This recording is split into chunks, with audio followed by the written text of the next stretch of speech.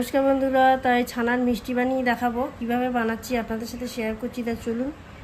তো এখানে কড়াইটা বসিয়ে দিয়েছি, দেখো 2 প্যাকেট দুধ ঢেলে দিচ্ছি।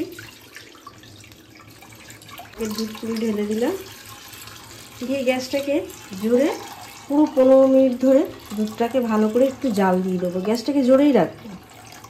দুধটা দেখো জোরে দিয়েছি, কত সুন্দর ফুটছে। 15 মিনিট এইভাবে দুধটাকে জোরে দিয়ে ভালো করে এইভাবে নাড়তে হবে একটু। দেখো 15 মিনিট পর চলে এসেছে, দুধটা দেখো কতটা কমে গেছে, একদম বেশিক্ষণ লাগে না জাল দিতে।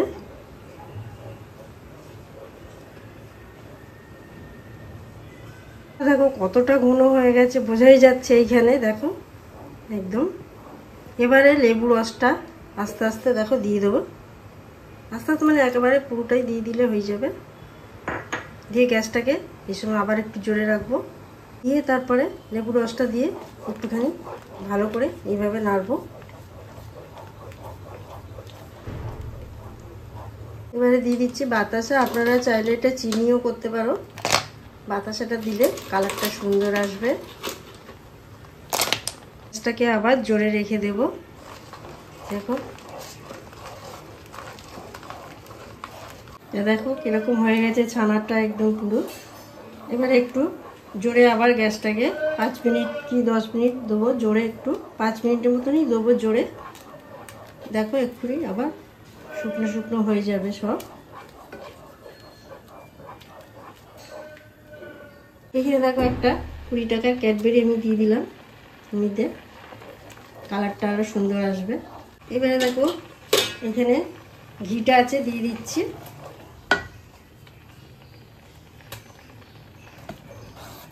দেখো কতটা হয়ে এসছে। এখানে দেখো একটা এলাচ ভালো করে দানাগুলো নিয়ে গুঁড়ো করে দিয়ে দিলাম। তারপরে রেডি হয়ে এসছে দেখো জিনিসটা।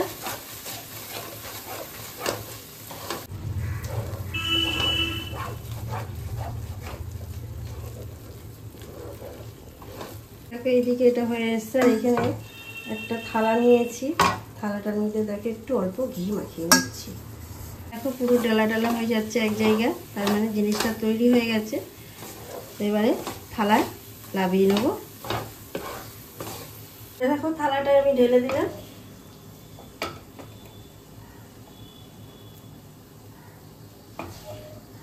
তারপরে এটা থালার সাহায্যে ভালোভাবে এইভাবে একটু সেট করে দেবো।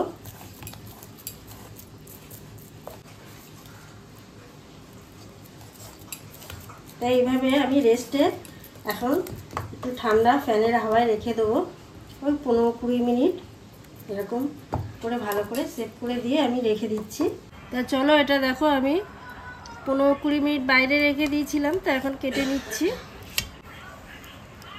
দেখো পুরো রেডি হয়ে গেছে একদম। পেস্তা বাদাম দিয়ে সাজিয়ে দিয়েছি একদম মিষ্টিগুলো। এটা দেখো ভেঙে দেখাচ্ছি কতটা নরম হয়েছে একদম। ভালো লাগে অবশ্যই চ্যানেলটাকে সাবস্ক্রাইব করবে, লাইক করবে, কমেন্ট করতে ভুলবেন না।